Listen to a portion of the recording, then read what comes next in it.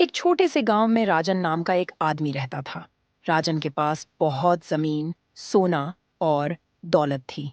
वह गांव का सबसे अमीर आदमी माना जाता था, लेकिन इसके बावजूद वह हमेशा चिंतित और असंतुष्ट रहता। उसे हमेशा लगता कि उसके पास कुछ न कुछ कमी है। एक दिन राजन ने गांव के एक बुद्धिमान साधु के बारे में सुना, जो पास के जंगल में रहता था। लोग कहते थे कि साधु के पास हर समस्या का समाधान होता है।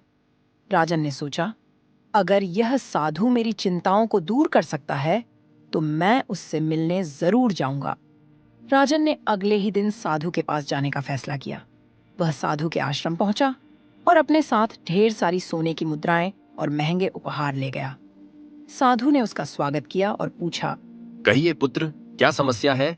राजन ने अपनी सारी परेशानियां साधु को बता दी। उसने कहा, महाराज, मेरे पास सब कुछ है, लेकिन फिर भी मैं खुश नहीं हूँ। मुझे समझ नहीं आता कि मुझे सच्ची खुशी कैसे मिलेगी। साधु ने ध्यान से सुना और फिर मुस्कुराते हुए कहा, तुम्हारे पास बहुत दौलत है, लेकिन तुमने कभी उसे सही तरीके से इस्तेमाल नहीं किया। सच्ची खुशी दूसरों की मदद करने में है, न कि सिर्फ संग्रह करने में। राजन को यह सुनकर थोड़ी हैरानी हुई। उसने पूछा, आपका मतलब क्या है महाराज?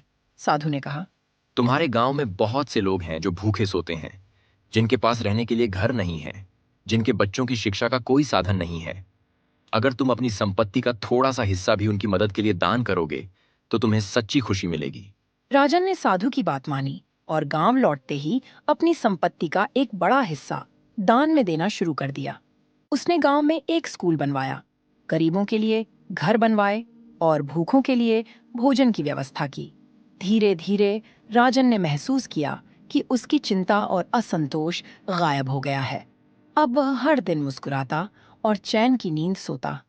कुछ समय बाद लोगों ने उसे दुनिया का सबसे अमीर आदमी कहना शुरू कर दिया, लेकिन अब वह दौलत के कारण नहीं, बल्कि अपने बड़े दिल और उदारता के कारण जाना जाता था।